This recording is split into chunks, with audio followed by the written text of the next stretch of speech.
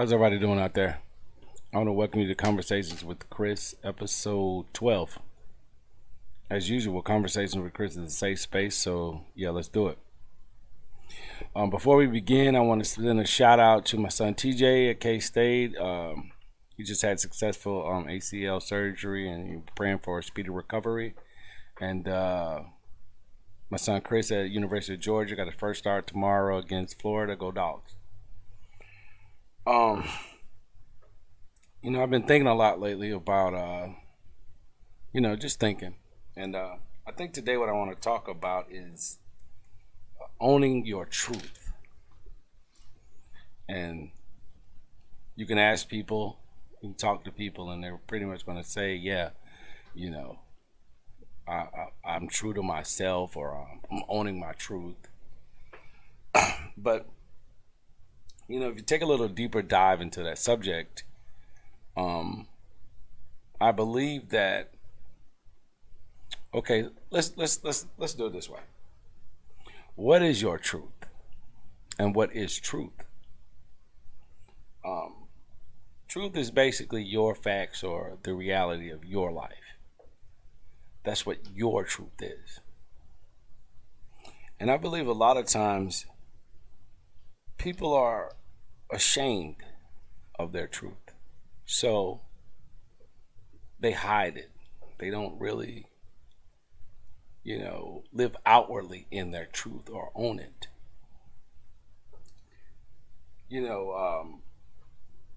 There may be things about you that you feel like if people knew about it, they would put you down or, say bad things.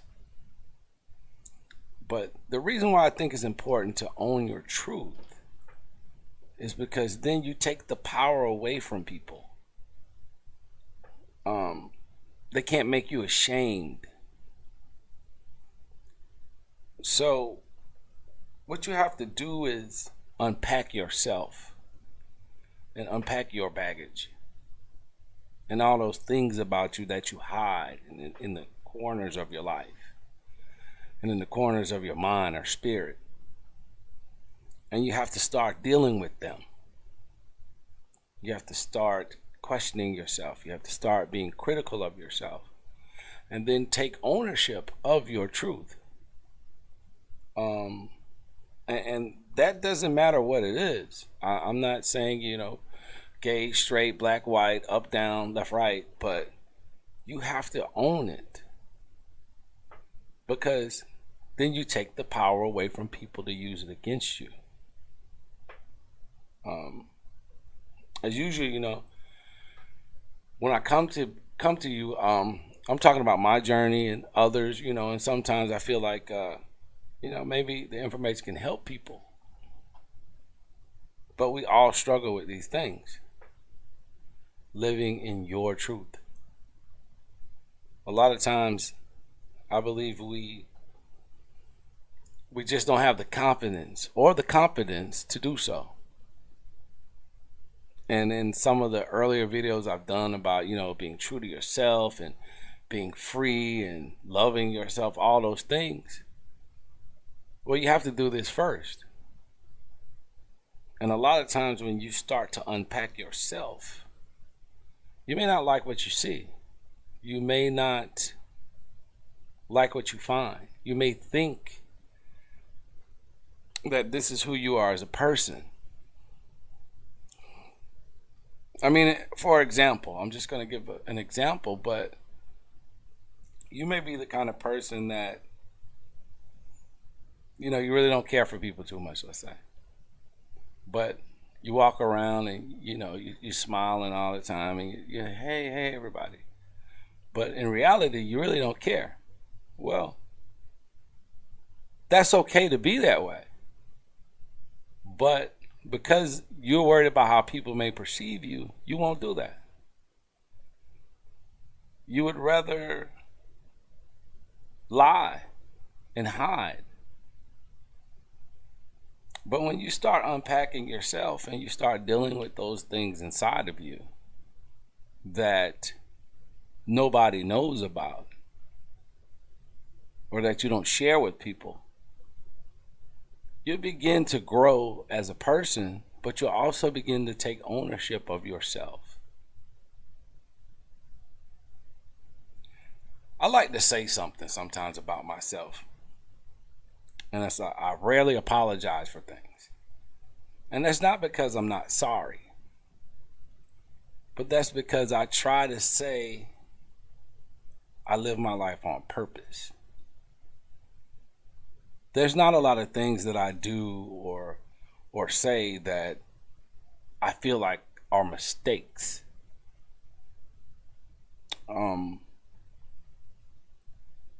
Usually I do most things on purpose. And the only thing that I may be sorry about or feel bad about is that, whomever is displeased, they didn't understand. So I may be apologetic, but it's not because I didn't feel like I did something wrong. I didn't do anything wrong, but I don't like the way you feel about it. But see, that's one of those truths, and that's one of my truths. I live on purpose. I'm not perfect, but I am purposeful. So we all have to begin to take ownership of ourselves and start to unpack ourselves. Nobody can do it for you. You have to take the time and sit alone, think, and start pulling out all those things inside of you, deep down inside of you. And then you begin to understand that there's nothing wrong with you. And then people will no longer be able to make you feel bad about who you are. And maybe you can truly be who you are. So, as usual, we're going to do this together. Whenever you see this, or whenever you hear this, or, whenever this comes across your computer, wherever you are, I want you to start living on purpose. I need to start living more on purpose. But all of us need to start living on purpose and stop trying to make other people understand it. Nobody's perfect, but we can all be purposeful. And then we have to start unpacking our lives, taking stock of your life. Sometimes I say, if something's an issue, I just move it out of the way. If I can't deal with it right now here in front of me, I just move it out of the way. And I put that away for later. But we have to start unpacking those things because our baggage gets so heavy. So somewhere you got to stop and start unpacking. And you may not like what you find in some of those suitcases, but you have to do it. We all have to do it. And stop being ashamed of your truth.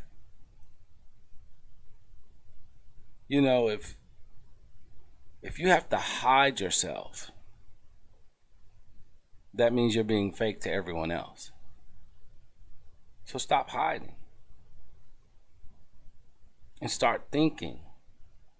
Start being your own worst critic. Because then when others are critical, it doesn't bother you.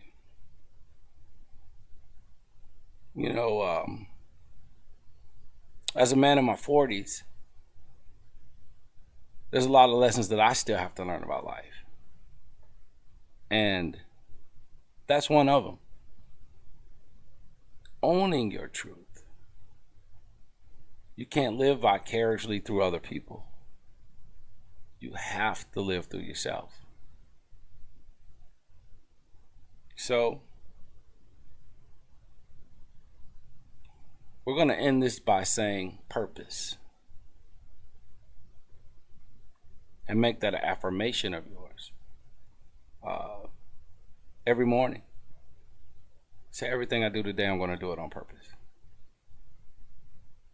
And then you won't feel sorry for anything that you do. So yeah, as usual, like, comment, subscribe. Send me an email, ConvosWithChris@gmail.com if you want to ask a question. Yeah.